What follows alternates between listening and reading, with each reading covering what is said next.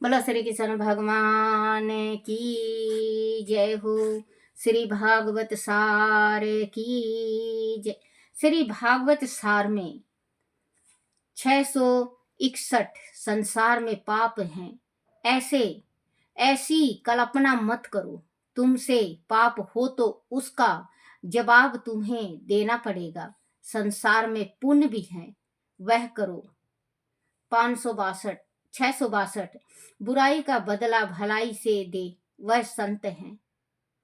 663 मैथुन सुख बगैर इंद्रियों के सपरस से होने वाले सुख खुजली में खुजलाहट के सुख के समान है। वह सुख क्षणिक है, स्थायी नहीं। 664 तुम्हें जो मिला है वह दूसरों को भी दो, देने से बढ़ोतरी होती है। 665 उठते समय भगवान का स्मरण प्रार्थना कर दर्शन करो। पृथ्वी की भी वंदना करो, अपने दोनों हाथों का भी दर्शन करो। बच्चों, जैसे सवेरे उठते हैं, सवेरे उठो तो आप अपने जो गुरु है उनका नाम लो, भगवान का नाम लो, और नाम लेने के बाद अपनी दोनों हथेली ऐसे मसले, और मसलने के बाद आप दर्शन करो। क्योंकि हमारी हथेली के अंदर सारे देवी देवता होते हैं। हथेली का दर्शन करने के बाद, माथे पे लगाने के बाद, नीचे उतरने से पहले धरती माता को नमस्कार करो कि हे माँ धरती, मैं आपके ऊपर बोझ डाल रहा हूँ, इस वजन को आप संभालना। क्योंकि फिर कहते हैं कि धरती है, धरती कितना पाप देखती है, कितना पाप सहती है और कितना पाप को जानती है। धरती जैसे कोई चीज नहीं है। तो धरती माँ को निकारो। अगर आपके माँ बाप हैं तो फिर इसके बाद आप जाके अपने माँ बाप का चरण छुओ और उनका आशीर्वाद लो। आपका दिन बिल्कुल सफल होगा। थोड़ी छोटी छोटी बातों में अगर हम वो करें, अमल करें छोटी छोटी बात का, तो हमारे ऊपर बहुत बड़ा फर्क आएगा। हमें बहुत बड़ा फर्क मिलेगा हमारे शरीर के अंदर। उठते समय भगवान का स्मरण प्रार्थना कर दर्शन करो। पृथ्वी को भी वंदना करो, अपने दोनों हाथों का भी दर्शन करो। बच्चों, फिर इसके बाद नहाओ धो आप और भगवान का जोत बत्ती करो और परमात्मा से कहो, हे मेरे परमात्मा, जो भी आपकी इच्छा है, हे मेरे परमात्मा, आप सदा सुखी रखना हमारे परिवार को। देख लेना बच्चों, दिन पे दिन आपके घर में जो चल रहा है, कलह चल रहा है या अनबन चल रही है, वो शांति में बदल जाएगा। 666 भगवान तुम्हारे शरीर रथ के सारथी हो तो रथ लक्ष्य पर पहुंचेगा। मन सारथी होगा तो रथ गड्ढे में गिरेगा। बागडोर प्रभु के हाथ में दे दो, अपनी बागडोर भगवान के हाथ में दे दो। पकड़ लो हाथी बनवारी, नहीं तो डूब जाएंगे। पकड़ लो हाथी बनवारी, नहीं तो डूब जाएंगे। हमारा कुछ न बिगड़ेगा, तुम्हारी शान जाएगी। हमारा कुछ न बिगड़ेगा, तुम्हारी शान जाएगी। पकड़ लो हाथी बनवारी, नहीं तो डूब जाएंगे। भगवान को अपना हाथ सौंप दो और कहो, हमारा कुछ नहीं बिगड़ेगा प्रभु, मैंने आपको हाथ थमा दिया है, हमारा कुछ नहीं बिगड़ेगा। अगर हाथ छोड़ोगे और मैं डूबता हूं तो आपका सान जाएगा, आपका जो मैं आपका भरोसा है मेरे ऊपर, वो चला जाएगा प्रभु। आप कभी भरोसे को मत जाने देना, और आपका मैं ऐसे ही भक्ति करता रहूं। भगवान तुम्हारे शरीर भगवान तुम्हारे शरीर रथ के सारथी हो तो रथ लक्ष्य पर पहुंचेगा, मन सारथी होगा तो रथ गड्ढे में गिरेगा। बागडोर प्रभु के हाथ में दे दो, क्योंकि अगर हम अपने खुद ही से चलेंगे कहीं तो हम गड्ढे में गिर जाएंगे। भगवान चलाएगा तो हमसे हमें सत मार्ग दिखाएगा। 667। स्नान के बाद प्रभु की एकांत में उपासना करो। 1 सेवा पूजा, 2 स्तुति, 3 कीर्तन, 4 सत्संग, कथा श्रवण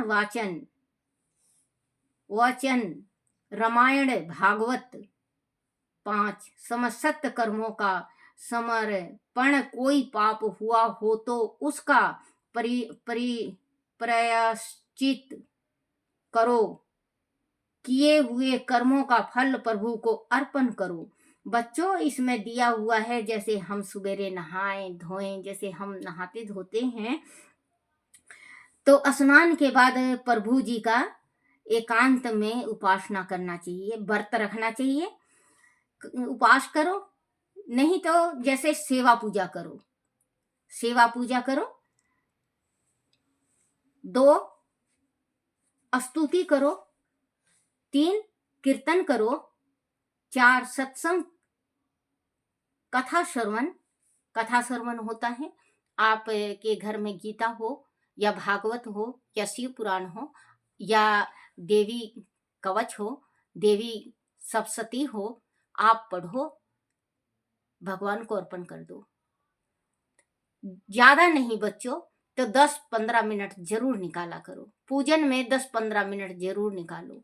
हमारे पास 24 घंटा है। 24 घंटा में अगर हम भगवान के वास्ते 5 मिनट भी ना निकालें तो हमारा जिंदगी धिक्कार है बच्चों। हमसे तो अच्छे जानवर है फिर, जो उनको पता नहीं है किसी चीज का। तो वैसे ही बच्चों, हमें जानवर नहीं बनना है, हमें इंसान बनना है। हमें प्रभु के प्यारे बनने हैं। जो भगवान के इतने इतने प्यारे हुए तो हमारे जैसे तो थे, लेकिन भक्ति में इतना रमे कि उनको भगवान नजर आ गया। 4 सत्संग करो, कथा श्रवण का वाचन करो, कथा श्रवण करो, भागवत गीता करो, रामायण करो, वाचन रामायण भागवत करो। 5 समस्त कर्मों का समर्पण। कोई पाप हुआ हो तो उसका प्रायश्चित करो। अगर कोई पाप हो गया है तो उसका प्रायश्चित करो। भगवान के पास बैठो, उसको पछताओ। वो कोई भूल से भी ना कोई भूल हो। इतनी शक्ति हमें देना दाता, मन का विश्वास कमजोर होना। इतनी शक्ति हमें देना दाता, मन का विश्वास कमजोर होना। कोई भूल से भी कोई भूल होना। तो बच्चों, 5 समस्त कर्मों का समर्पण। कोई पाप हुआ हो तो उसका प्रायश्चित करो। किए हुए कर्मों का फल प्रभु को अर्पण करो। जो कुछ भी आप कमा रहे हो, आप पुण्य कमा रहे हो या पाप, भक्ति कमा रहे हो या दान, सब परमात्मा को अर्पण कर दो। परमात्मा 1 गुना लेगा तो 10 गुना देगा, 10 गुना लेगा तो 100 गुना देगा।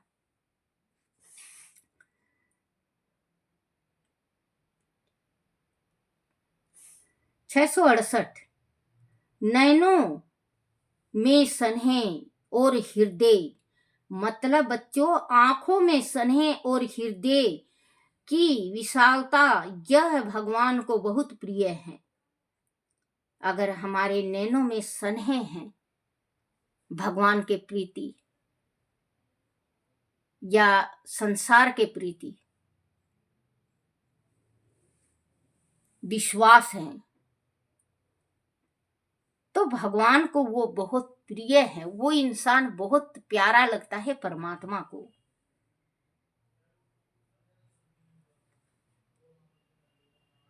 छह सौ उनहत्तर, ईश्वर से कुछ मांगो, निष्काम भाव उत्तम है।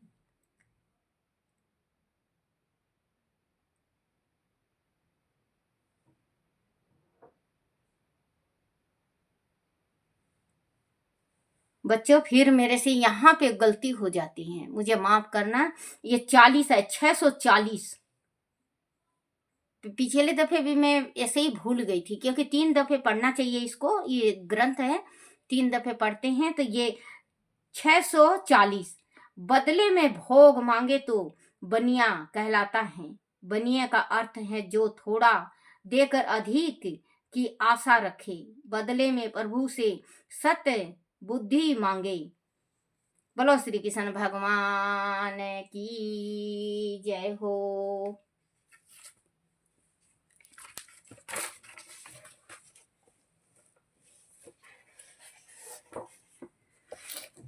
हरिवंश पुराण की जय हो। श्री श्री गोविंद हरे मुरारी, हे नाथ नारायण वासुदेवाय, हे नाथ नारायण वासुदेवाय, हे नाथ नारायण वासुदेवाय। सहयोगियों सहित हंस व डिंबक वध, हंस डिंबक द्वारा राजसूय की तैयारी। वेश्याम जी ने आगे कहा, हे नुपुर श्रेष्ठ, उधर हंस और डिंबक ने अपने पिता ब्रह्मदत्त को राजसूय यज्ञ करने का सुझाव दिया। शिव से वरदान पाए 2 महाबली पुत्रों के होते उस महायज्ञ में कोई वाधान उत्पन्न नहीं हो सकता, ऐसा विचार कर चक्रवर्ती सम्राट बनने की इच्छा से ब्रह्मदत्त ने वह सुझाव मान लिया। तब जनार्दन ने दोनों मित्रों को सुझाव दिया, हे मित्रों, इस यज्ञ को करने के विषय में पुनः विचार कर लो, क्योंकि गदा युद्ध के परम आचार्य महाबली जरासंध, धनु विद्या में निपुण महारथी रुक्मणी, गंडीवधारी धनु विद्या के विशेष ज्ञान अर्जुन, महाबलशाली गदाधारी भीष्म, शूल युद्ध में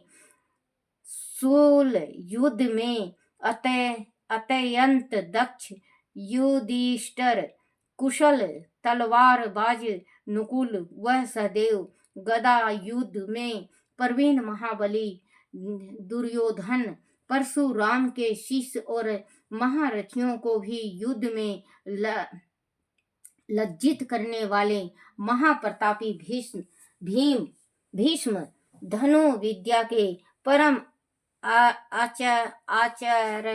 आचार्य द्रोणा, कुटिल रणनीति योद्धा शकुनी, महायोद्धा शिशुपाल, दत्तवक्र, अक्रूर, सत्यविक, कृतवर्मा आदि महावीरों के अलावा भयंकर मूसल और हल से ही युद्ध करने में दक्ष और गदा युद्ध के परम पारंगत आचार्य अति बलशाली बलराम तथा इन सबसे अकेले ही रण में निबट पाने में समर्थ तेजस्वी श्री कृष्ण आदि महावीरों के रहते हुए यह यज्ञ निर्विघ्न संपन्न नहीं हो सकता।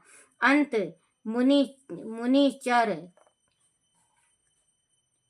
अंत पूर्ण विचार कर लो। बोलो श्री कृष्ण भगवान की जय हो। द्वारका में हंस द्वारा दूत भेजना। तब हंस और बिंडव ने कहा, अरे मित्र, तुम चिंता मत करो, इन में से कोई भी शिव के वरदान के कारण हमारे सामने ठहरने में समर्थ नहीं है। रही बात कृष्ण और बलराम की, तो उन्हें तो हमारे बांधव जरासंध ने ही मथुरा से भगाने पर विवश कर दिया था। तब वह द्वारका में समुद्र से रक्षा पाकर छिपे रहते हैं। अंत इस विषय में तुम भय ना करो और सर्वप्रथम उस भगोड़े कृष्ण के पास ही जाकर यज्ञ के लिए कर के रूप में सभी पदार्थों को हमारी ओर से मांगो। तब तक हम अपनी विशाल सेना को युद्ध के लिए तैयार करते हैं तथा इस महायज्ञ के लिए शेष प्रबंध करते हैं। इस प्रकार मित्रों के न मानने पर और द्वारका जाकर कृष्ण के दर्शन का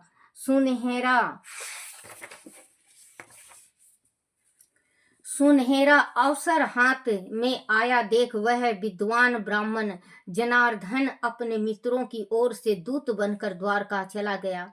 द्वारका में कृष्ण द्वारा उचित सत्कार पाकर जनार्दन उसके दर्शनों से धन्य हुआ। तब उसने संकोच पूर्वक कहा कि वह हंस और डिंबक का दूत बनकर उनका संदेश लेकर आया है। कृष्ण ने उसका संकोच देख कर कहा, हे विप्रो, तुम जो कुछ भी संदेश लाए हो वह कहने योग्य हो अथवा नहीं, तुम निर्भय होकर कहो। तुम दूत होने के कारण अवध्य हो और इस सभा में अपने राज का मुख अथवा प्रतिनिधि हो। अंत प्राण भय से या निष्ठता वश कुछ भी छिपाने की चेष्टा ना करो। जैसे भी तुम्हारे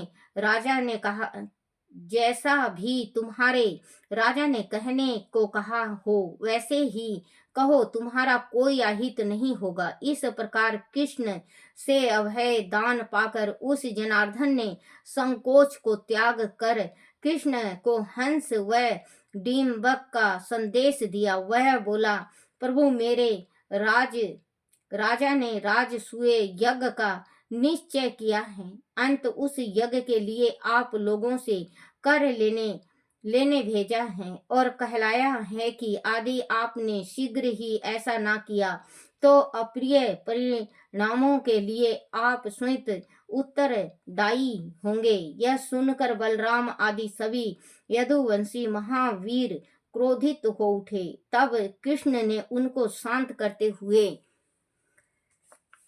परिहास पूर्वक कहा, अरे इस हंस और डिंबक का अद्भुत सहसा तो देखो। वह अपने यज्ञ के लिए मुझसे कर मांगते हैं और न देने पर अप्रिय परिणाम उत्पन्न करने की भी धमकी देते हैं। फिर कृष्ण हंसने लगे। उन्हें हंसते देखकर सभी यदुवंशी हंसे और डिंबक का उपहास उड़ाते हुए तालियां बजा बजा कर हंसने लगे और जनार्दन लज्जित हो उठा।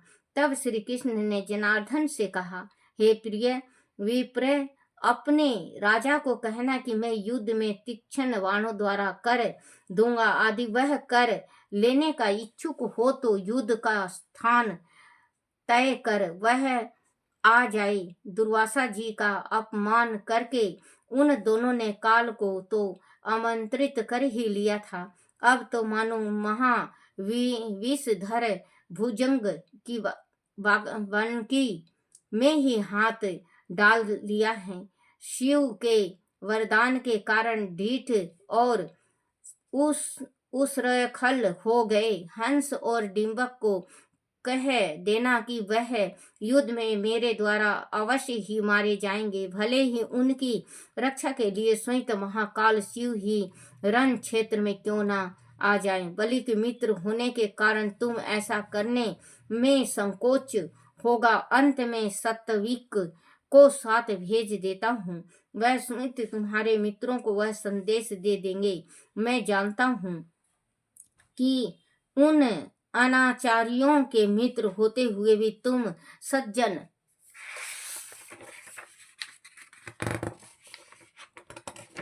श्री कृष्ण गोविंद हरे मुरारी, हे नाथ नारायण वासुदेवाय, हे नाथ नारायण वासुदेवाय, हे नाथ नारायण वासुदेवाय, हे नाथ नारायण वासुदेवाय, हे नाथ नारायण वासुदेवाय। और मेरे प्रति आदर रखने वाले हो, अंत तुम्हारा कल्याण होगा, किंतु अपने मित्रों को मोक्ष दान देने के संबंध में मुझसे प्रार्थना ना करना। उनकी मृत्यु तो दुर्वासा जी का अपमान करते ही निश्चित हो गई थी। इस प्रकार कृष्ण ने जनार्दन को समझा कर सत्यविक के साथ भेज दिया। जनार्दन तब समझ गया कि उनके मित्रों का अंतकाल बस आ ही पहुंचा है, किंतु वह दुखी होने के अलावा कर भी क्या सकता था। उनके कार्य ही ऐसे थे। बोलो श्री कृष्ण भगवान की जय हो। श्री कृष्ण गोविंद हरे मुरारी, हे नाथ नारायण वासुदेवाय, हे नाथ नारायण वासुदेवाय, हे नाथ नारायण वासुदेवाय। बोलो श्री कृष्ण भगवान की जय हो। अपने अपने माता पिता की जय हो। अपने अपने गुरुदेव महाराज की जय हो।